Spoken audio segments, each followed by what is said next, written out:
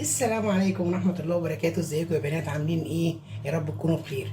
النهارده بقى جايين ايه، زينا طبعا طالعين من رمضان، عايزين اكلات حلوة وسريعة. فلقينا في ترند طالع، كبسة الهام. نعمله كبسة الهام. فقلت اعمل النهارده باذن الله معاكم كبسة الهام، بس بطريقة ام سمر برضك. يعني هي ايه مواصفاتها، بس برضك ايه عشان ما حدش يقول لي اصل لا مش دي ودي، لا. يعني مهما اعملها برضك ايه، نشوفوا كده هتطلع معانا ايه ازاي في الاخر. هحتاج حله على النار، احط فيها ماده دهنيه زيت، وهبتدي افرم بصلايه حلوه كده كبيره وهحطها تتحمر.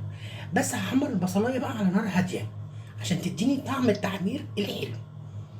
هسخن الزيت، لسه ما سخنش.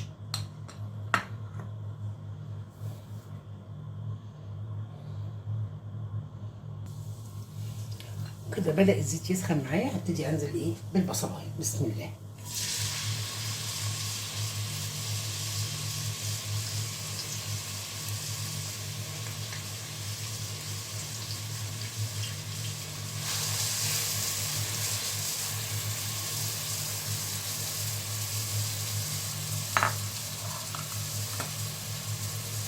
هسيب بقى البصلايه تاخد تحميرتها، وقرب ما انا هعوز اللون الحلو اللي انا عايزاه هوريها لكم عشان نظبطه اللون مع بعض. كده بصوا، شايفين يا بنات البصله تحمريها بقى على نار هاديه كده، بتديكي اولا كلها لون واحد، ما يبقاش في عندك حته غامقه او حته فاتحه، والتانية واقفه لها بقى كده عشان تظبطي تحميرتها. ماشي. انا جبت الفراخ وغسلتها وشلت جلدها. بصوا كده، انا خدت الوراك، هعملها بالوراك بس، وشلت الصدور. غسلتها ونقعتها وظبطتها وصفيتها خالص اهي من ميتها. هظبط بس لون البصله وابتدي ايه احطها.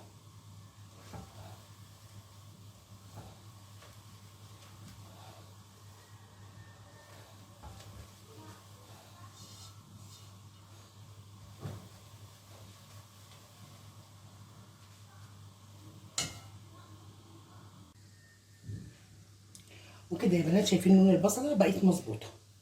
هبتدي بقى انزل كده بيها، هنزل كده بالفراخ كده عشان تبتدي تاخد لون على كل وش.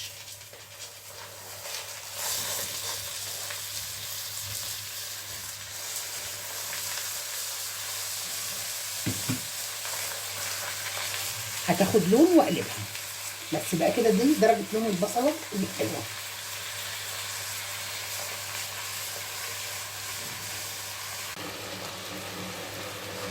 كده زي ما احنا شايفين بدات تاخد لون من هنا. هبتدي بقى ايه اقلبها.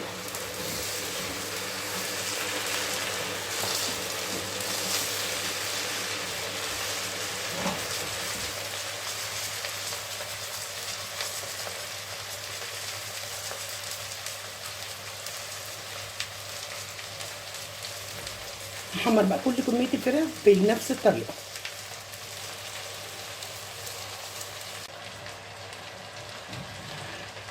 ودلوقتي كده يا بنات هبتدي ان انا زي ما شايفين انا حمرتها كده من الجنبين، من هنا ومن هنا. حطيت الجديد تحت، حمرته كده كله. هبتدي انزل عليها بمعلقتين معجون صلصه،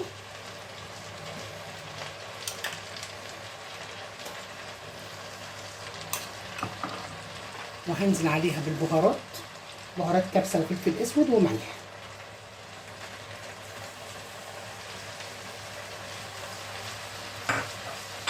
ماشي. وهحط ورق رغوه، بس هعرف انا حاطه كام ورقه عشان لما اجي اغرف اشيلهم. وهنزل عليها بالميه المغليه.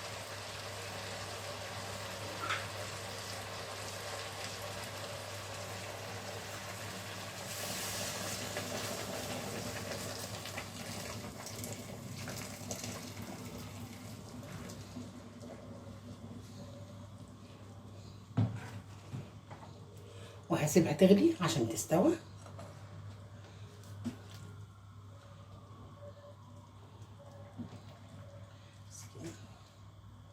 عشان بس البهارات تتقلب.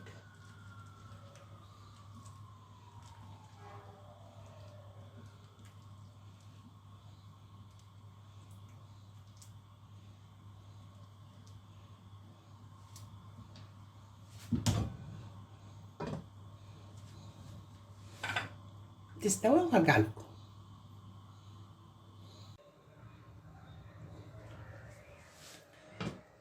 ودلوقتي كده يا بنات الفراخ استوت زي ما انتم شايفين. بصوا بقى كده انا هعرف ان الفراخ استوت من ايه. بص كده الورك بدأ يسيب ايه العظمه. هنزل بقى عليه بالرز.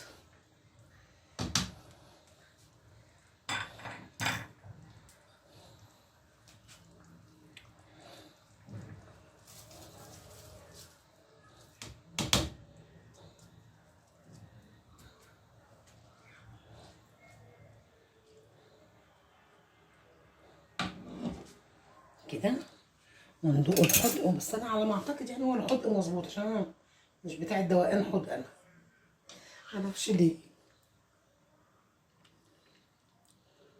لا حلو مظبوط.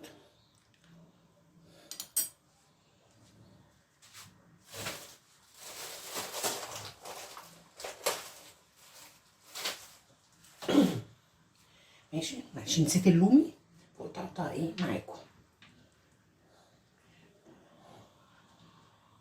بس كده هتغلي واوطي عليها بقى واسيبها تستوي وارجع لكم.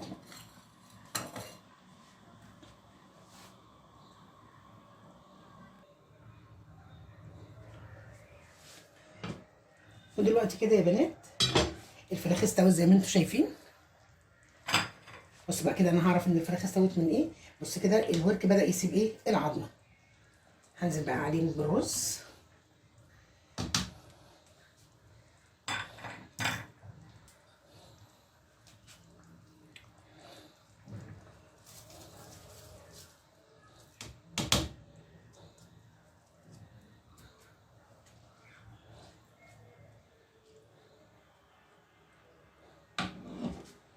كده وندوق الحدق. بس انا على ما اعتقد يعني هو الحدق مظبوط، عشان انا مش بتاع الدوقان حدق. انا معرفش ليه. لا حلو مظبوط.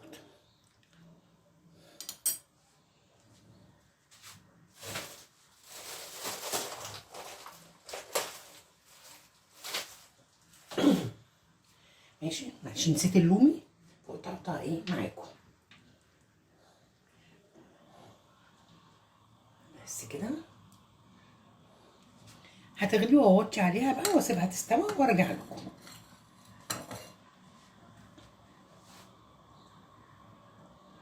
ودلوقتي كده يا بنات زي ما انتم شايفين هي استوت، وهي كده فيها ميه. دي الميه الزياده اللي هي بتبقى هي فيها. ويلا بقى كده نغرفوها مع بعض وندوقها. وحطيت قرون الفلفل ديت، بس ما حطيتش قرون فلفل حامي عشان سموره ما بتحبش الحامي. حبيبتي حبيبتي حبيبتي. يلا نغرفوها مع بعض. وكده يا بنات الشكل النهائي زي ما انتم شايفين كده لما غرفناها. وريحتها تحفه بصراحه. ريحه الكرمله بتاعت البصله عطيها طعم، ريحه نفس جميل جدا. جربوها ومستنيه ارائكم وتعليقاتكم اللي ما نحرمش منها ابدا. واشوفكم في فيديو جديد. السلام عليكم ورحمه الله وبركاته.